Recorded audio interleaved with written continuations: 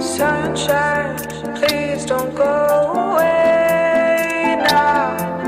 Heaven, do you have a place now? Loved ones, go enjoy the rays now. I can't go there yet. All I have is paper angels, matches. I could start a Sparkle Show. We have with us Cassandra Hepburn. How are you? I'm good. How are you, Sparkle? I am good. You have done so much, girl. Your career on IMDb, I was like, how long yes, have you been and now I acting? live here in the mountains. It's all good, though. How long have you been acting? Well, actually, I started acting when I was 17. Well, no. My very first gig was when I was 12. I was on Stephen King's The Stand, and it was just a small, cameo part where I had to appear as one of Mother Nature's children, playing around in the forest. It was weird. How amazing is that to be your first role? Oh my gosh, I love Stephen King movies. He was an oddball. Really? Wait, what was it like? A lot. He just kept to himself a lot, and I found him a little dark, but that's okay. I mean, he's a creative. I get that. So he wasn't very approachable. If you had a question, you're kind of like. Yeah, the assistant director was the one that was the most approachable. But no, he really kept to himself a lot. Unless he had direction, then he would come to you and tell you exactly what he wanted. But yeah, Son was more approachable, I think. That's a big thing to be your first project. Most of us have like stuff no one's ever heard of. Well, it was actually a TV miniseries, like a special, I guess, back in, what was it, the 90s? Oh my gosh, yeah. Yeah, I saw that a long time ago, The Stand. Yeah, it was a very old show. So what was one It's of about, your favorite heaven and hell. things that you've done? I know you did Hawaii Five-0. Yes, that one I really loved the cast and the crew. Everyone was really friendly. They flew me to Hawaii. I got to be in Hawaii for 10 days, and they were just really friendly, and I got to meet the whole cast. We did a whole group photo. They were also, I guess, doing their Thanksgiving special, so I was in that, and that was cool. What was your role? I played the mother to Junior. So they had to age me, oddly enough. They had to. I was gonna say, you look pretty young. I know. Even Junior was like, "Wait, you could be my sister. How can you be my mother?" And I said, "Well, that's the power of makeup." And the makeup artist, she was from Hawaii, And she's like, they should have just hired me. I said, well, I don't know. You got hired as a makeup artist, so you must be really good to turn me into something more like your age. And so she did, and it was great. That must have been fun because you're an ocean girl, so they took you to the ocean. Oh, yeah. And then I got also a few days off where I really took advantage of it, and I did a tour of Hawaii, and it was so beautiful. Got to learn about the history of it. And, of course, the locals really, like, from the set, took me in, and they just introduced me to a lot of stuff, and it was great. How exciting. That seems like one of the most exciting roles. What else have you been up to? Well, I just got back from LA. Had to go down there and audition for a new show. It's a series, and I'd be the series regular. It's Dwayne "The Rock" Johnson's TV show. It's basically about his life as a child. And I play his mother. I'm always playing the mom. It's weird right now. I know. But as when he was like a teenager. Oh my, keep me away from that set. I would be one of those crazy fans.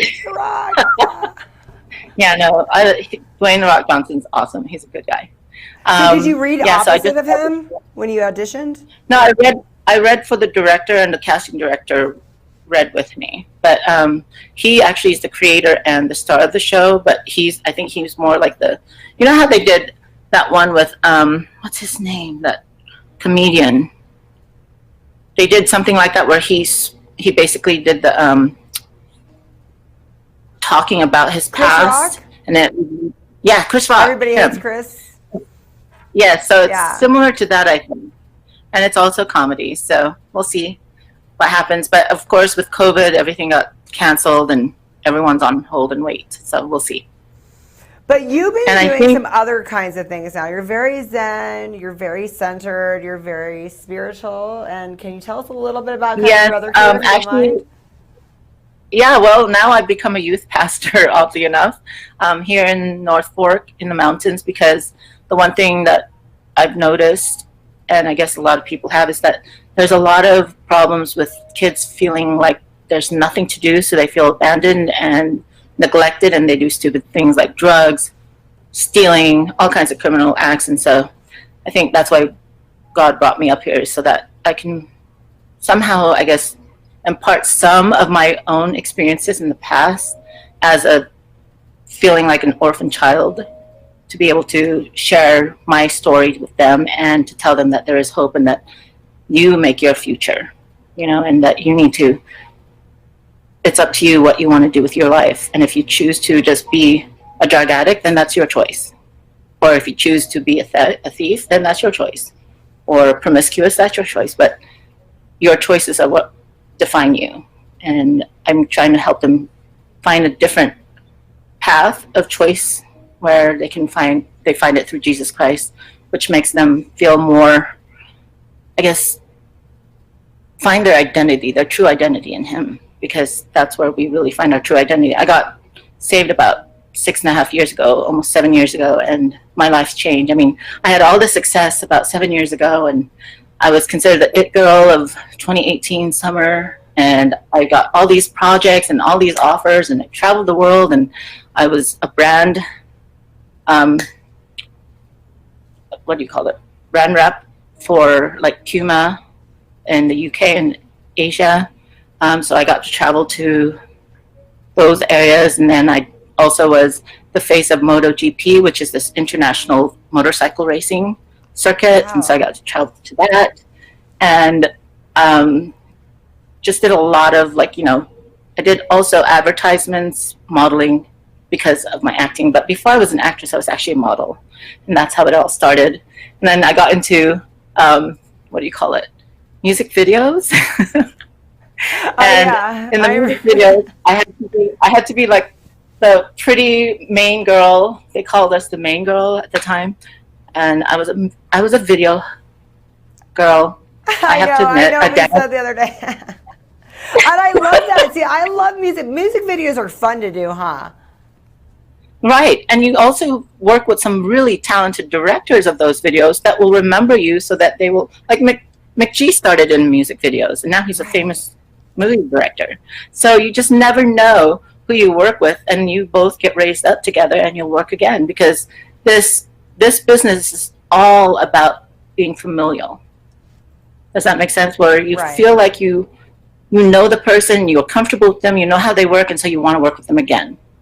And it's that you build a bond. It's like family, your temporary family while you're away filming, and they become your family at that time. So that's what happened with the music videos we've seen you in. Well, there's this one by Depeche Mode called "It's No Good," where I'm the main girl with this other girl who's a black girl. We shot that in New York. And I did one with Whitney Houston called "Step by Step," Quad CD DJs, Space Jam. Who else? I can't even remember. There were so many. And then I was also, that led to that music video. My very first gig where it was really, I was always on camera, was I was a VJ on MTV's The Grind. Nice. Oh my God. In the 90s. So I got to, interview a lot of the famous DJs around the world, as well as great musicians. So that was fun. And then from there, I started doing commercials. And that's when, because I was living in New York at the time, because that was my main base, because I was still a model. So I traveled to Europe quite a bit, in Africa, Latin America. So New York was the best base.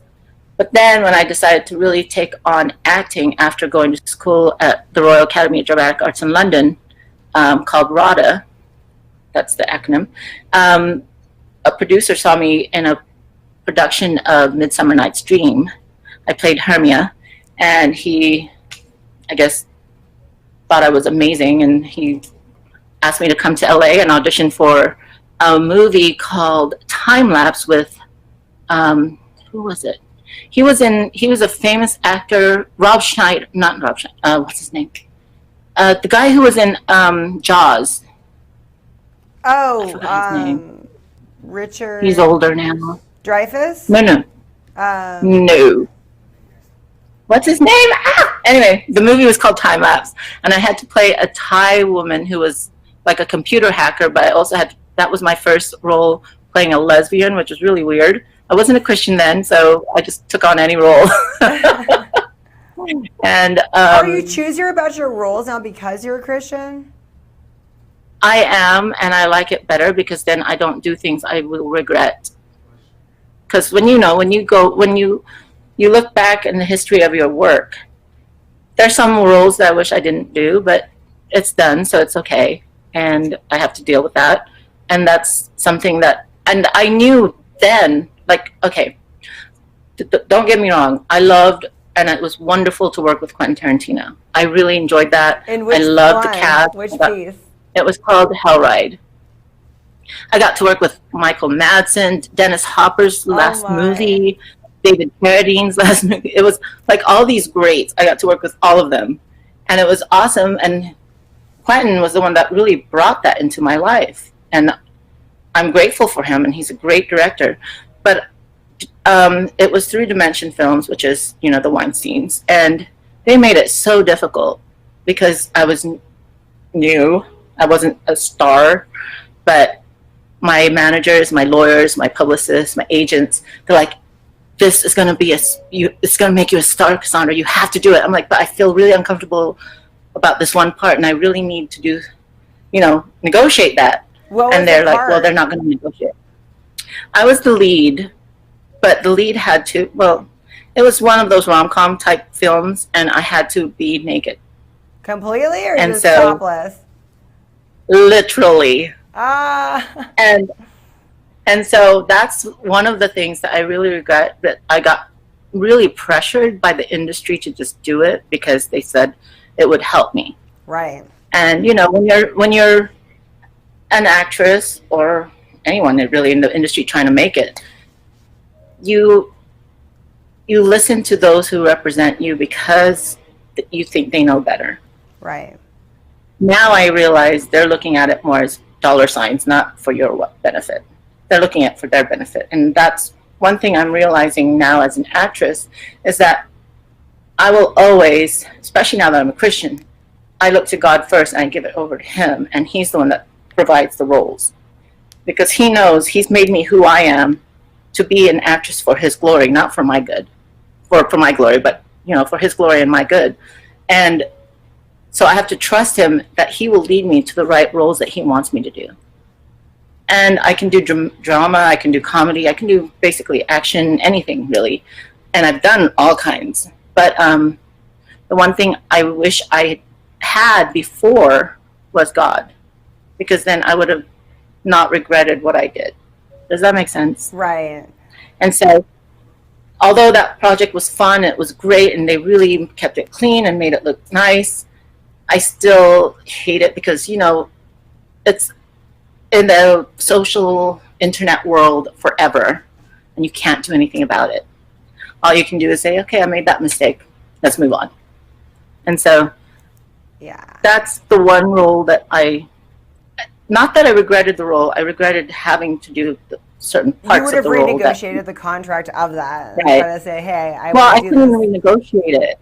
That was the problem, is because I didn't have a big enough name to renegotiate. Right. And so I had to basically eat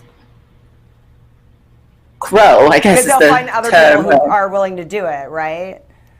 Right, because they basically came back to my agents and lawyers saying, well, there's thousands of other girls that will want this role. Exactly. That's got to be hard. But you know what my response was? Is, well, there are thousands of other girls, but you wanted me, and your director wanted me. So that gave me a little bit of a leverage that I wouldn't just bow, and so that's why I was able to get more money at least. But I wasn't able to really, because sometimes you can actually, in Hollywood, there's things that you can patch yourself so that you're not really showing, but it looks like you're showing. Right. They wouldn't even let me have that, and that was really disturbing to me, that I had to be fully just on. And I had to get through that, and the one thing that got me through that was, I remember Michael Madsen. He just told me, Cassandra, you're a phenomenal actress. Do not let anyone determine your worth but you. And that was really cool. And that helped me. And he's like, you shouldn't even be auditioning. You should just get roles. I remember him saying that. I said, bro, you can say that because you've had a long-standing career, but I'm still starting out. And he's like, doesn't matter. When you're talented, you can call the shots. And since then, I remember him saying that. And that's why now I'm very choosy on what I want. I'll read a lot of scripts. I've actually turned down a few scripts already that already had funding. They wanted me. But I just didn't like the content. I'm all about story. I love a good story. If it doesn't move me, how can I even move an audience? So I'm very choosy on what I select now, and I try to find the good in it, but if it's more about tantalizing the audience, I'm not into it. You know? This is but really that's me. empowering because there's other great actresses out there that can do it. I'm just not one of them. Because you're older now. You look great, by the way. But do you ever thank you. get, I mean, it's got to be a little bit hard sometimes to turn down stuff or be really choosy, because sometimes you think, oh, well, I am older. Maybe I should be doing this. Or how does that work, aging in Hollywood as a minority female? Because we all hear these stories. I'd like to know what it's like currently. To be honest, as a minority female, it's actually better because we don't age as bad. We look younger, so we can still work for a lot longer. And that's why I'm still getting even roles. I still get roles come my way that are in my 20s. I'm like, wait, what? I'm not in my 20s. But I'm like, okay. I even got one role last year that they wanted me to be a teenager, so I had to put on my bangs and look like a teenager, and it was really funny. But whatever. So in that aspect, because of our skin and being a minority, we can work longer, and our age range expands. But also, as you age, at least for me, as I'm older now, I find that you need more than just focusing on a career of acting. You need to be full. If you look at all the successful actors in the world, they have more than just being an actor. They have businesses on the side. Right. They're doing a lot of other things. They're doing humanitarian work. They're full. They have a full life. And so that's the one thing I learned when I was like in my mid-20s, I was just like, I need a fuller life. I can't just focus on acting and strive to be the greatest actress, because my goal always, since I was a teenager, was I want to win the Oscar for Best Actress, you know? That's what was always my goal. I want to be the best actress. I want to be nominated, and I want to be decorated and awarded for being the greatest actress, and get the SAG Awards, get the Golden Globe Awards, get the Oscar, get the Emmy, get, you know, every Spirit Independent Awards. And that was really my focus.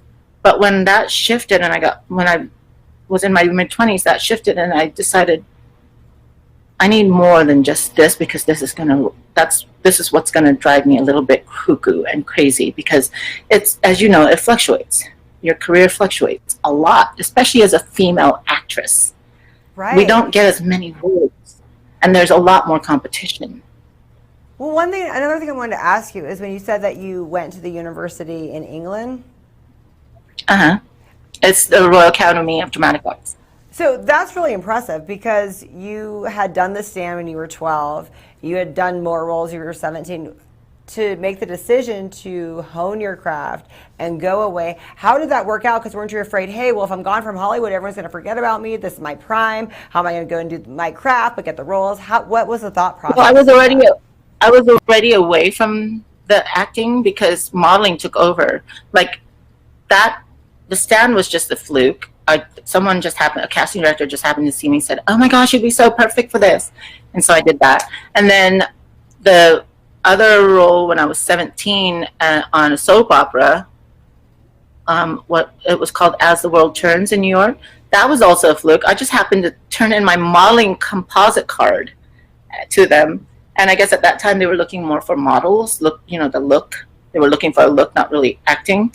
And I got it. So that was weird. But my main income was modeling. I was modeling with like all the top models at that time, the supermodels like Naomi Campbell, Christy Turlington, Cindy Crawford, Wow. Linda Evangelista, Krista McNemany, Kate Moss. I worked with all those girls in fashion shows and editorials and So how did you everything give up in that New to York. go to acting school? I mean, to me, I would think that'd be a really hard choice. Well, to be honest with you, I was in Paris. I was working for Sonia Raquel, the designer. I was a model for their in-house model. And I met a guy. It's always a guy. And he happened, oddly enough, he happened to be a lord. And so I didn't know that at the time, of course. And we started dating, and it was just this really crazy romantic affair that just went like from A to Z very quickly. It was weird. And he proposed to me 3 months after we were dating, and we were engaged, and we were traveling, and he took me away from all that and showed me a whole other world, the world of the royals. And that was really interesting. And I traveled the world with him, and your life is so fascinating, Cassandra. It's amazing. We lived between Switzerland, England, Hong Kong, and south of France. That's where we were always around, because he dealt with he bridged the gap between the Western world and the Eastern world a lot. And so for about 4 years, I was considered Lady Cassandra, and because he was a lord. And I wasn't married. I was just engaged, but already the title was already given to me by the press and everyone else. And that took me away from everything. Like my modeling, anything to do with entertainment, with beauty or fashion, it was gone. I was now royalty, and I had to act a part, and I had to do the work and travel the world and do humanitarian things and fundraisers, and worked with a lot of different organizations, and met with heads of states and royalties from all over the world. And that was a different life. And then about 3 years into being with him, I started having that itch again of being a creative, an artist. And I remember one night we were talking, and I said, I really feel like I need to get back. And he's like, why would you want to do that? You don't have to. Why do? Yeah. I said, because it's in me. I'm an artist. I got to create. And he's like, why can't you just take up painting? And I said, it's not just, I'm a performance artist. I love to sing. I love to dance. I love to perform. I love to act. That's just me. That's You who had to God choose the created me to hard be. path, girl. I know. And he's like, you know that most, if not all people would die to be in your position Right. where you're at. You have everything. You have the whole world in your hands, and you're going to let that go for a dream Right. that everyone in your career dreams to be here where you are. So I took the backwards route, I guess. I don't know. I said, well, how about this? Of course, behind his back, I was already doing research on schools. And I was at the British consulate in Hong Kong, and I was looking up schools, theater schools. And I came across Royal Academy of Dramatic Arts. And I remember writing a letter and sending to them. I got a response. And they said, well, we need 4 different references. You're going to have a few interviews and a few auditions before we can accept you. So fortunately, I had the references because of my connections with the Royals. Right. And that helped a lot. But the process was long. And I remember, fortunately, I was able to just fly back and forth wherever I was, just because we had that access. And I remember going to London, and I had to tell my fiance at the time that I was just going there because some of our friends wanted to meet and go shopping, and That's a lie. so I had to lie to him about it. And he was already busy with his work because he was a delegate. And then I think about the 3rd interview is when they said, now you need to come back and we need to audition you, and you have to have 3 different types of categories. And so I had to do those. And then I didn't think I got it. And one day we were in Saint-Tropez, and we were meeting with some of our friends, and I get a call, and it was the Royal Academy saying, we've accepted you. We're starting our next season or our next semester at this time. And that's when I had to talk to my fiance and say, I'm so sorry, but I got accepted to a theater school in London. And he's like, when did you even apply? Oh my. And I said, well, you were busy with work, and why I was traveling to London a lot. He's like, I thought you were seeing the Guinnesses and all this, and I said, well, I saw them, but I also wanted to get in a school. And he's like, okay, so you really want to do this? I'm like, yes. He's like, well, then how long do you need? I said, well, the school is for 3 years, but we'll see what happens. So I had to basically live in London, go to school, and then meet with my fiance, I think once or twice a month. It was really ridiculous. And, when you're far apart like that, you start to build your own life and you get comfortable. And I got really comfortable being an artist again and going out with my peers from school to go to theaters and to, plays and all this other stuff. And I started really enjoying that life again. So you got delayed, I imagine. Yes. You gotta drop and of course I had to keep delaying the wedding, and that was not good because it was annoying my fiance. Wow. And then this producer saw me in a production, and that's when I had to call my fiance. Said, so I had this opportunity to go to Los Angeles, and he didn't really like America. In fact, he abhorred America. He thought that America was just full of nonsense, is what he would always say. And he's like, you really want to do this? I'm like, well, it's a part. It's just an audition. So I booked a flight to Los Angeles, and I was staying at a hotel in Beverly Hills, and I auditioned for it, and I got it. And then I told him it will only be 3 months of working, filming. And so after 3 months, we finished the filming, but I still stayed. I said, I need another 3 months.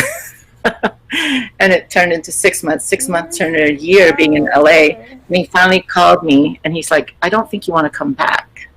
I said, I really want to pursue my career. I wish you would accept that. And he's like, but can't you find a different career?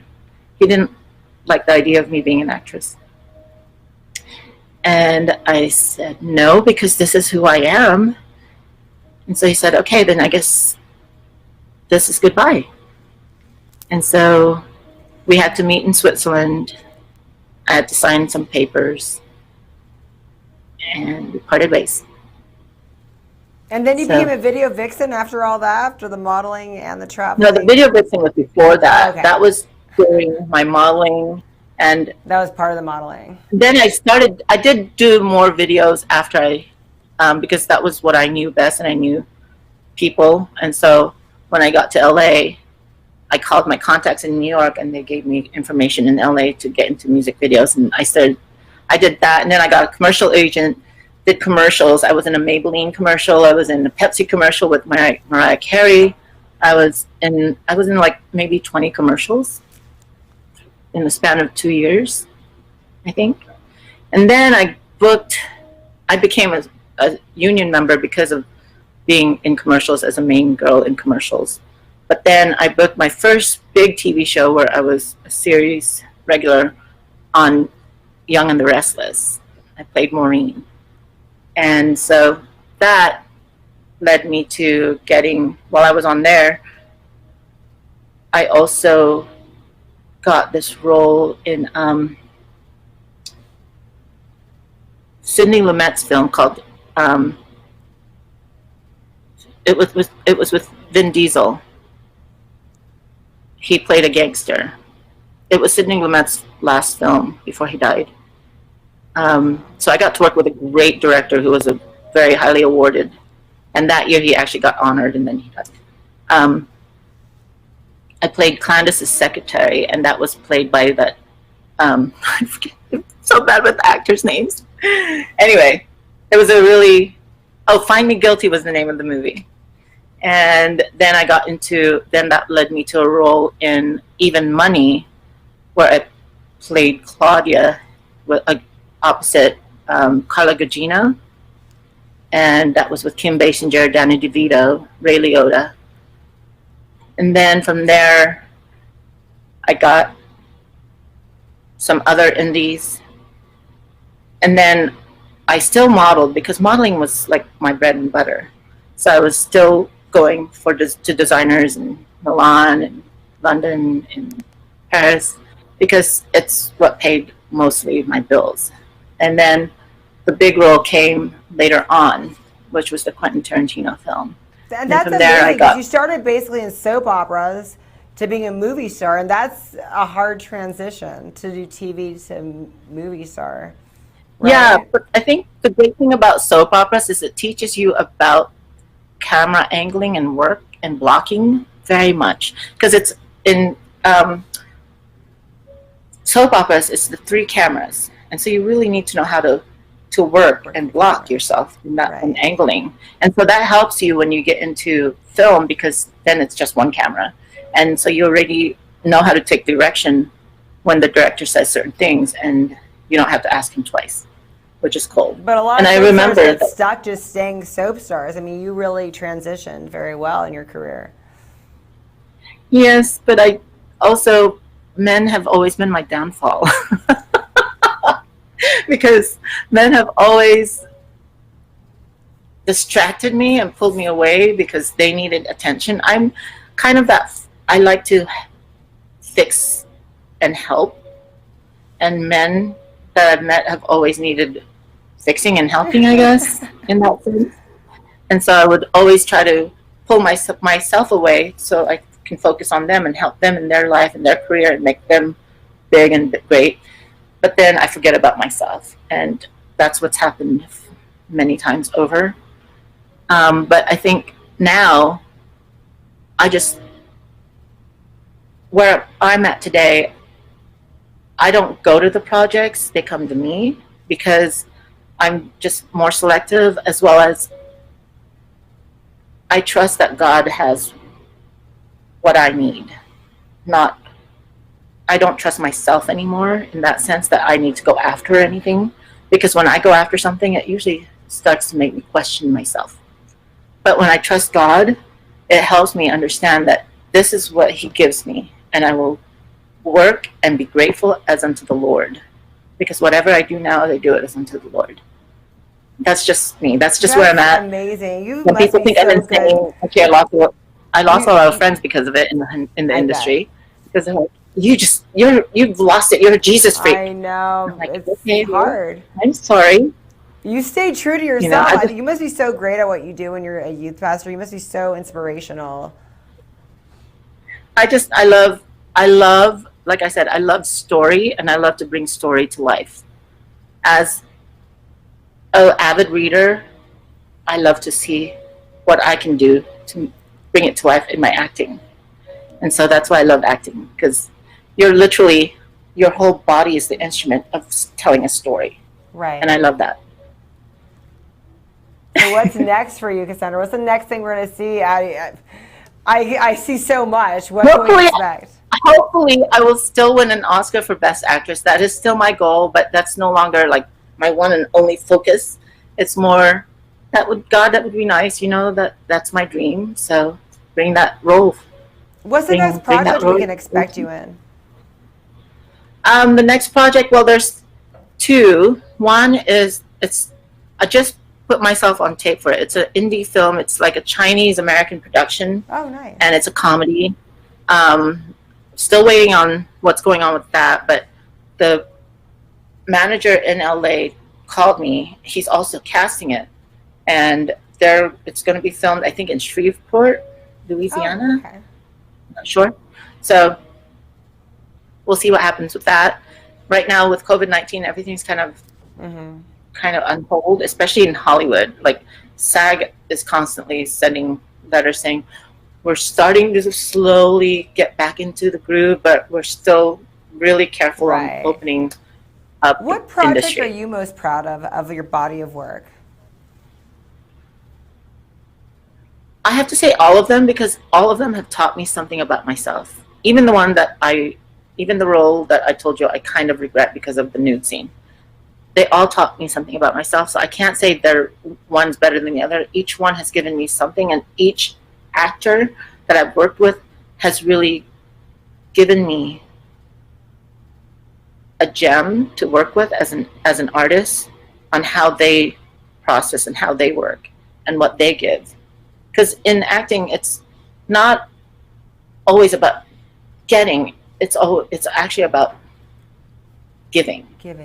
Because if you can't give all of yourself into a character, it will show, and the story will, but the story also will be affected. And that's really, in a film or a TV show, it's all about the story. That's why I admire writers, because they create that. And so without that story, an actor can't do anything. Thank you so much, Cassandra. I'm so inspired. You are so fascinating, and I can't wait to see what you keep coming out with.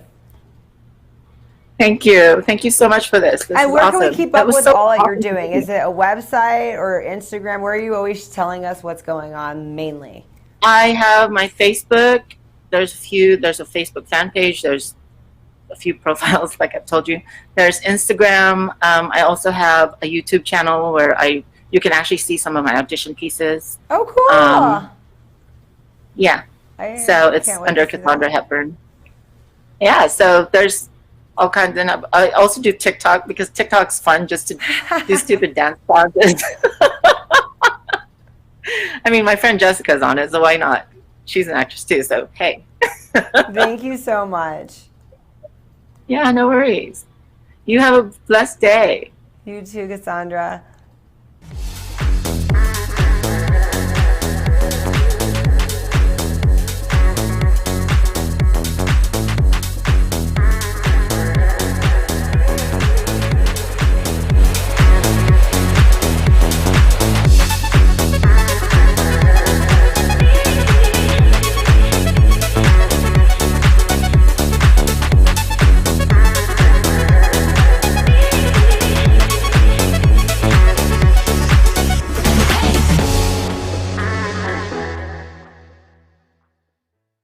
Hi guys, Genesis C and the Black Mambas. How are you?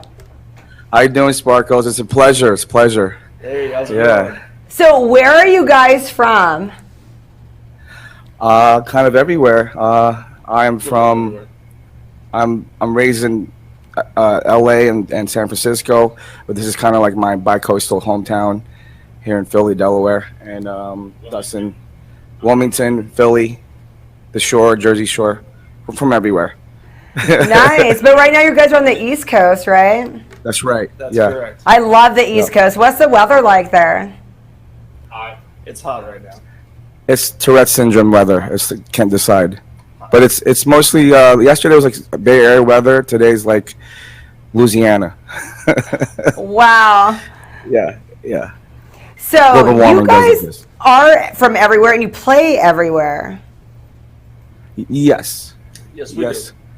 Yes, and so we play mostly down the shore and on our hometown here in Wilmington, Delaware, and Philly, and we've went to LA a couple times, back and forth from Vegas, LA, and back here, and we're really, this is like a hidden garage for us. We like it because there's no distraction here, and we get to focus on our craft more gently, so we're happy about that. So the music, for all of our viewers, fans, where can we hear your music? Well, we just dropped the single Carnivore. Just dropped. It's going to on Spotify, Amazon Music, Apple Music, pretty much any platform you can think of. We just dropped that on Friday the 5th, and we will be continuing putting out singles on those same platforms. We're also on Facebook and Instagram as well. How exciting. How long have the four of you guys been playing together? About 4 years altogether, and it's been more of a serendipity story where these guys are the guys I hung out with after I do a show with the revolving door of bands that I wanted to play, but I didn't know I wanted to play with them. It's more like a convenient thing, but we've been family since day one. So I figured one day I looked to my right, Greg, dude, you guys should just be in the band. Because we have more of a common thread than any of the band members I had in the past. You know what I mean? So it's a beautiful thing. Well, that's good. You guys made it work. Because when you come from everywhere, it's hard to be like, where are we gonna like locate to all practice? Yeah. Just a shout out real quick. Our other member Jeff is working, so he couldn't be here today. But this is a shout out to our other guitar player Jeff. The Godfather. Absolutely fantastic. The Godfather. Ooh.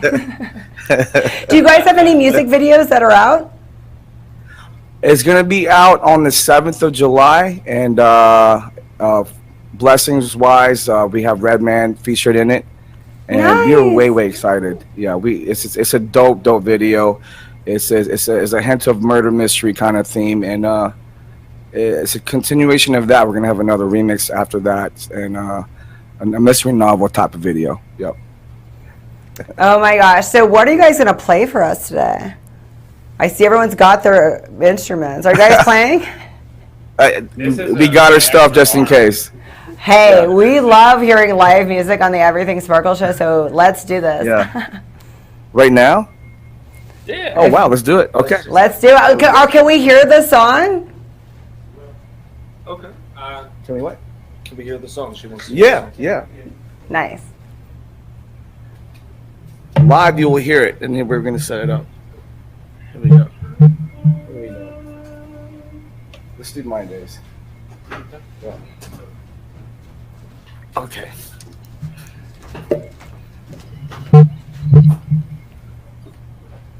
Can you turn me up on there? On the second knob? You gotta turn up on your. Yeah, I did. Is that coming through? That's coming through great. Okay, you got it.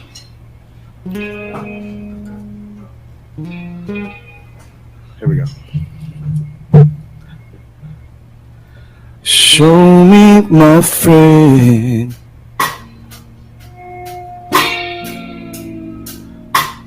could you deny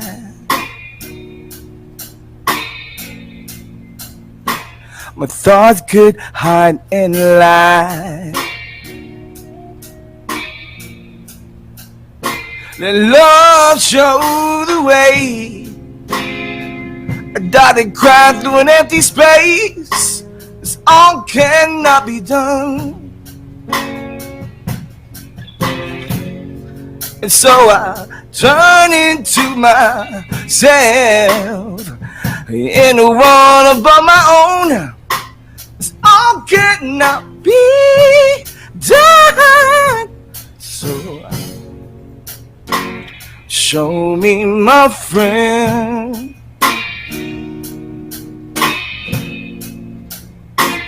could you stand lies?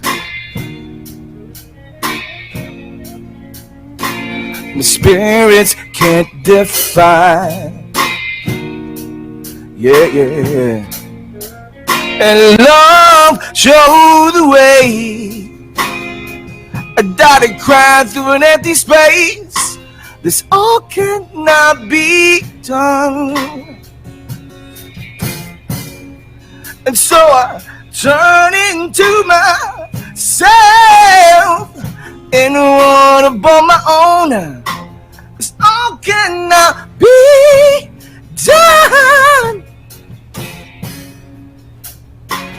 Can't you see me leaving my days? Telling me something time can't erase. Or can't you see me leaving my days? Yeah. And I'm through the darkness. You couldn't give me up. Well, I can't be leaving my days. Yeah, yeah, yeah. Ooh.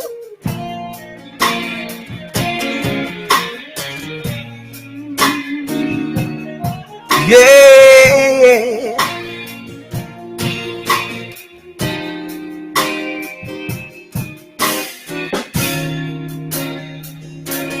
Ooh.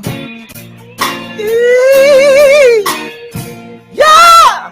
Love showed the way. I died and cried through an empty space. This all cannot be done. And so I turn into myself and run upon my own. This all cannot be done. Yeah. Can't you see me leaving my days? Telling me something time can't erase. Or can't you see me leaving my days? And I'm through the darkness. You couldn't give me up. Well, I can't be leaving my grace.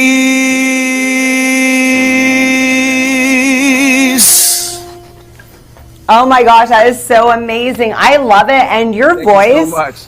Your voice is sexy. It sounds like Jeff Buckley. Oh wow, that's the biggest compliment. He's my hero. Are you serious? I'm serious. Wow. That's the moment you opened your mouth, I was like, oh my gosh, Jeff Buckley. That's so awesome. That's how I know you're an audiophile. If you're an audiophile, because you know Jeff Buckley, that's awesome. Oh, he's one of my favorites for sure. So that was so beautiful. Explain to us the lyrics and who wrote it. I wrote this song years ago, and the song's about redemption. The song's about letting go of your fears, your insecurities, realizing that every moment passes you every time you're stuck on that other reality, which is fear. It was a moment in time where I decided to, you know what, love yourself. And I can't be leaving my days. I can't be leaving my everyday moment. It's a gift, you know, and that's what it is. That's really good, especially right now. I know you wrote that a while ago, but isn't it funny how you write things and then you don't even know how relevant it becomes? Yeah, so now what you're saying, it's like even way more so than at the time when you wrote it. Yes, it's really a duality thing. It's a trip because I feel like a third person watching this whole movie go by, and it's really surreal. It's wonderful. It's a learning curve for me every day, you know. This is awesome. What else can we expect from you? Is it a lot of the music on this tone? Is some of it more faster, upbeat, some of it slower?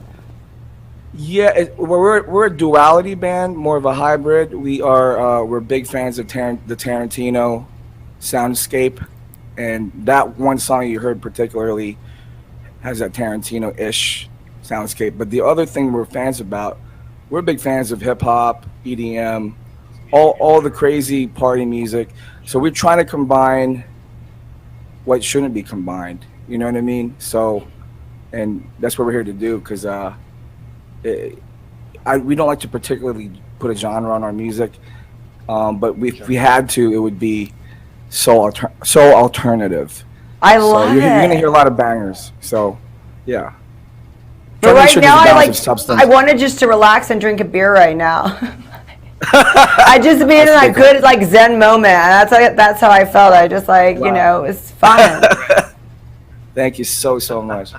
Yeah, and I'm really super beyond grateful to have the Black Mambas with me doing this. I couldn't do this without them. It's a synergy. It's a pair thing that I can't live without, because these guys are living proof what is the true definition of a real band, and not on some rock star stuff, but like on some team spirit, some egoless, just being a team player, you know, and being giving and being gentle to the music, because it's about the music. It's not about anything else, you know. Well, you guys all look so different. Like you have something different to bring to the table. Can we go around? Can you guys introduce yourself and kind of talk a little bit about your style and your past? Have the mic. Hi, I'm Dustin Minucci. Stillwater, Stillwater, yeah. Yeah, we have so many different influences. I grew up a lot like classical based. Like I love Mozart and Bach and Vivaldi and all that stuff. But I also love, and I love like a lot of heavy metal stuff. So I kind of grew up as like a metal shredder and a kid. And then I got really heavily into the blues and a lot of jazz stuff. So that's kind of where I am right now. What about the other bands that you played with? What kind of bands did you play with before you ended up here? Oh man, I had a band in Los Angeles called LA Scuffle, which was like kind of a blues rock band. Did all the cover things around here that we had to. I was in a metalcore band. I was in a speed metal, death metal. I had my own trio that was very neoclassical shred stuff.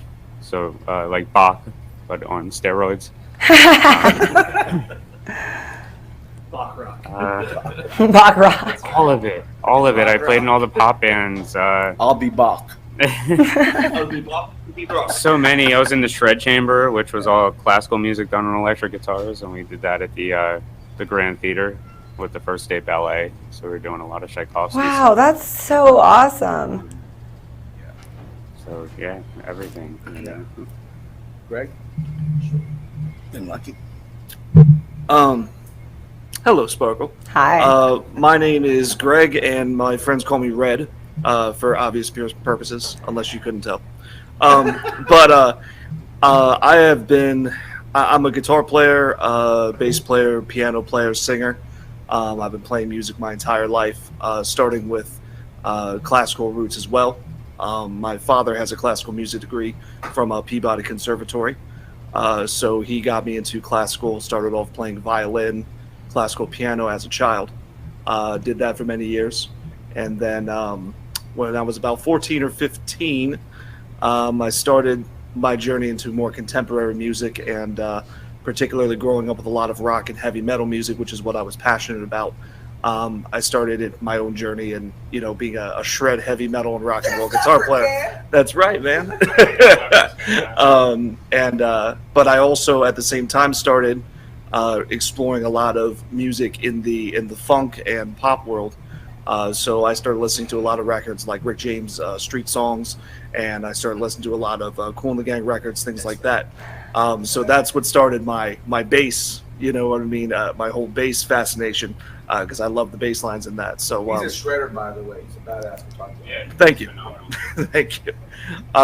But so I have been playing in bars since I was 18. So we're talking 10, 12 years, just in the on the East Coast heavy metal and rock and roll scene. I've traveled all up and down the East Coast playing with my heavy metal group. But this is a group that I really enjoy, and I love the genre-free style of the music, and how we all get to kind of put our own influences into every song.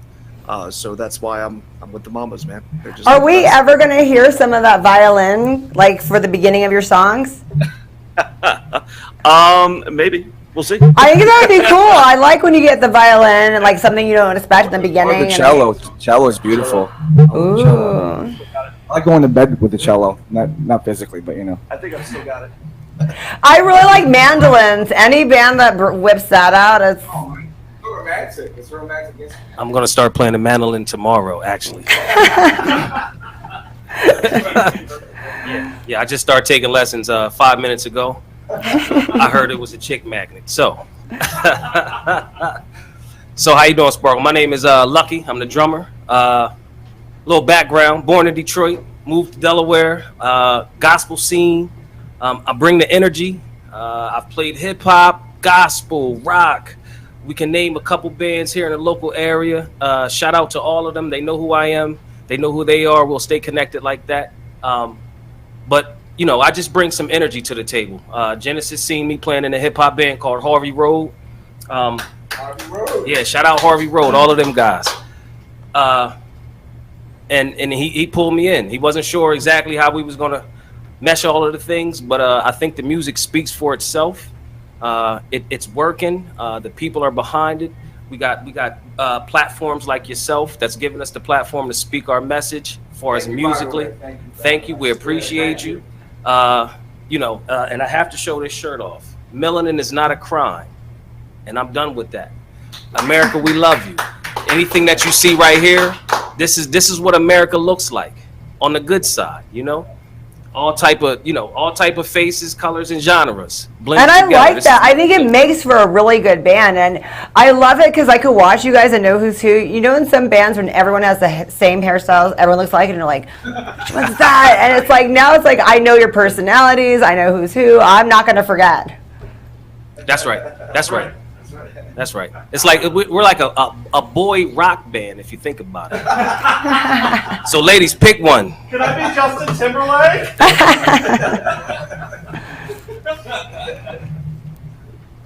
All right, I don't know how to answer this question, but I'm going to say this. I'm a conundrum, and I look at music like a filmmaker, because my first aspiration was being a filmmaker, but Like a director? inadvertently, I'm a director, editor. You wanted to be Tarantino, huh? That's right. Robert Rodriguez is bonkers. So, but I started out with James Brown and Queen at the age of 5. I used to, I was the little dude, the little kid that got paid on Sundays to dance on the table, throw me money, do that James Brown move again, you know? And then when my father was a rocker though, I was really 18, yeah. I'm still the same size. So Lucky was playing in church and you were dancing on the table on Sunday. Yeah. Right. Yeah. Correct. I was a stripper at 5 years old. That's so bad. So bad. I'm joking. Bad joke. Okay, we're gonna edit that out. Lucy paid me crap. But anyway, yeah, I was really I lived a life of Motown, soul music. Jackson 5 was a huge influence on me. But at the same time, at nighttime, I would be with my father on stage, and he's playing Queen, Iron Maiden, Led Zeppelin. He was like a rock impersonator. He's a lead singer in Philippines, and I was just a little kid playing tambourine and seeing crazy go-go dancers at too early of an age, and I lived rock and roll. That's what it is. It's rock and roll. That's all I see. So which one of you is the biggest troublemaker in the group? Wait, it's two of us. This is my bass player. We might get into all type trouble in here. It's us two. Yeah, it's the quiet ones you gotta You watch gotta out for. Who's the most serious? Who's the most structured? Where you're like, come on, we gotta get it again. We didn't get it right the first time. Let's do it again. Dustin. That might be the Godfather. That might be. It's the Godfather. It's Jeff. It's It Jeff. might be Jeff. Yeah. He. He makes sure we're all our feet are planted on the ground. So it's really awesome to have him. Okay, so who's the biggest ladies man? This guy. I didn't do it. Yeah. He is. He is, and then he'd rather just play guitar. That's his ploy. I sleep with my guitar, ladies. Sorry. You guys are so much fun. How'd you guys get with Method Man? Oh, you mean Redman? Redman, sorry. Yeah. I got together with him back in LA. I used to be in a band called D5 Stro. My drummer played with Wu-Tang at the time, and I think he still does. But he called me up one day and said, "Hey, Redman's gonna come. He wants to come meet you." I'm like, "Okay, where?" He's like, "Your house." Like, what? I'm washing dishes. Like, oh, get out of here. I don't believe you. He pulls up in my house with a Honda. I mean, I'm sure he's got finer cars, but I love that he's driving a Honda because this is the same man that I know as a celebrity. Because I became an instant fan.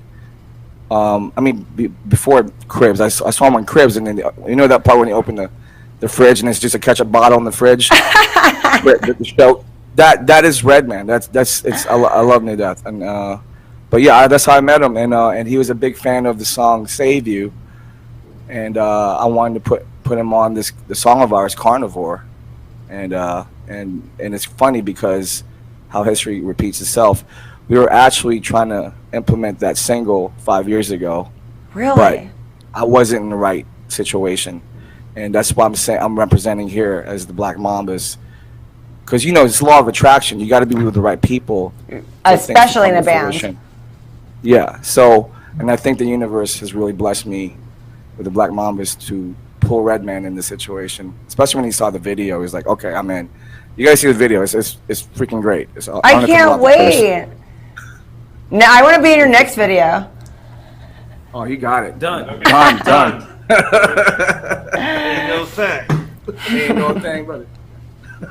So what does the future hold for you guys? I know it's so hard because of everything that's gone on. We don't really know when tour dates and all that stuff's happening. But what are some of the things you guys have been talking about?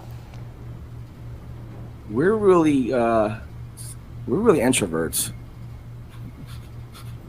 Oh, In other words, we are so focused on the lab part of the music versus the media and the hoopla and all that. Although we do love it because we're a bunch of hams. We're introverts that are hams. It's kind of a conundrum too. But anyway, we are more focused on the second record to the third record, and actually we are finishing our second record already while we're releasing this first record. Because there's so much talent here, so much synergy, so much different personalities and influences. I'm so beyond excited to put this recipe together and what we can do together, in the future. I just feel like this is like an infinite wishing well of magical creativity, and we're so more excited about the art and the music. Aside from our supporters, that's equally what we're excited about. And he feels different. Go ahead. No, I'm excited about touring also, and playing bigger venues and different venues, different places. Yeah. Of course. who are some of the people that you've been talking about touring with? I don't know if you guys are represented, who you're represented from, but if they've talked about like, well, your sound would be good with this person. Have you guys talked about that at all? We're going to leave that to privy information. Our label, contact Ken, the manager of the year. We're going to give him his award right now. He's out there working hard right now. Shout out to Ken. He's the one that connected me with you guys. He's awesome. I like him. Marcellus and White Line. They got a lineup for us. In Grooves.